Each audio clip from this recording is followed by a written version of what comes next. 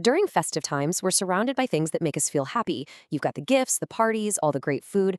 But have you ever stopped to think about the difference between that kind of happiness and a deeper, more lasting joy? I mean, what is that really? And where does it even come from? Look, the joy we get from all these things is awesome. But let's be honest, it's often fleeting. It's kind of tied to the moment, and it fades when the season's over. So that brings up a big question.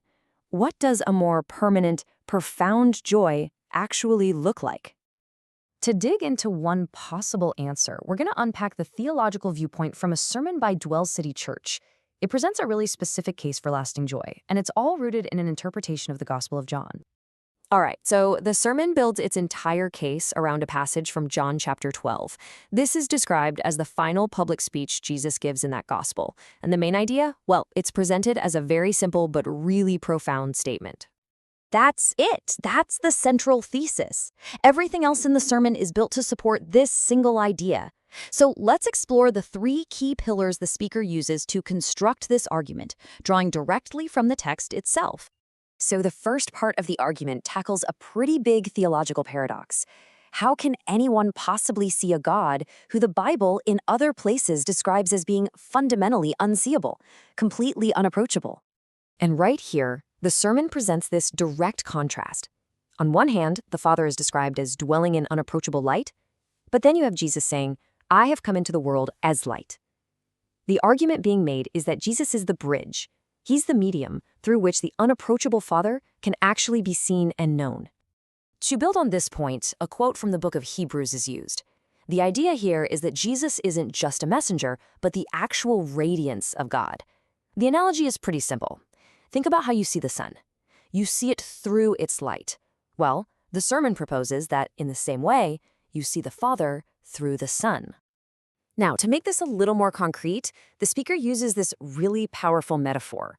Imagine a house, and inside there's an eternal party going on, a nonstop celebration of the joy the Father has in the Son.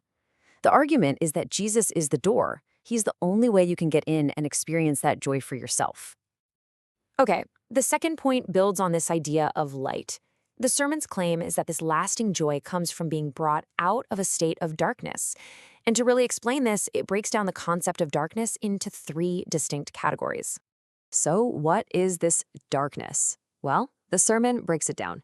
First, there's spiritual darkness, which is framed as moving from death to life. Second, theological darkness. This is about Old Testament prophecies, which are seen as shadows, becoming a reality or substance in Jesus. And third, moral darkness, which is defined as moving away from just following man-made rules to finding a true righteousness. The sermon then links this idea directly to Old Testament prophecy, citing this passage from Isaiah. This is a really key move because it frames Jesus' arrival not as some brand new idea, but as the long-awaited fulfillment that was prophesied to bring this specific kind of joy.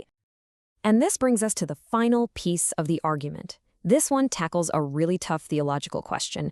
How does divine judgment fit in with the whole idea of a loving God?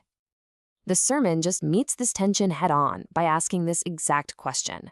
It totally acknowledges that, for a lot of people, the idea of judgment feels like the opposite of love. And that, of course, raises the question of what Jesus' purpose really was when he first came to earth. Well, the sermon's answer all comes down to this concept of substitution. It argues that, yeah, humanity's actions deserve judgment, but Jesus' purpose in his first coming wasn't to bring that judgment, but to actually absorb it on our behalf. So according to this teaching, this single act of bearing the judgment for us is the mechanism, it's the very thing that transforms what should logically be a moment of condemnation into one of forgiveness, salvation, and ultimately, real joy. But, and this is a big but, the speaker adds a critical condition here. This whole transformation from judgment to joy isn't presented as something that just happens automatically. It's actually contingent on your response, on keeping the word. And that's defined as actively believing and embracing the message, not just, passively hearing it. All right, so we've got these three pretty distinct points: seeing the Father, coming out of darkness, and bearing judgment. How do they all connect? How do they form one single cohesive argument for a lasting joy? Okay, here's the causal chain. And what's so interesting is that the logic actually flows in reverse from how we just walked through it.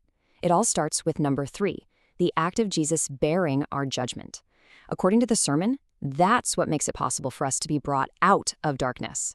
And that, in turn, is what allows us to finally behold the Father, which, in this theological framework, is the ultimate source of that deep, lasting joy we've been talking about this whole time. So, at the end of the day, this sermon presents a very specific theological answer to a universal human search for meaning. It frames its claims as good news of great joy. And that really leaves us all with a final question to think about. What is it that gives your life its most profound and lasting joy?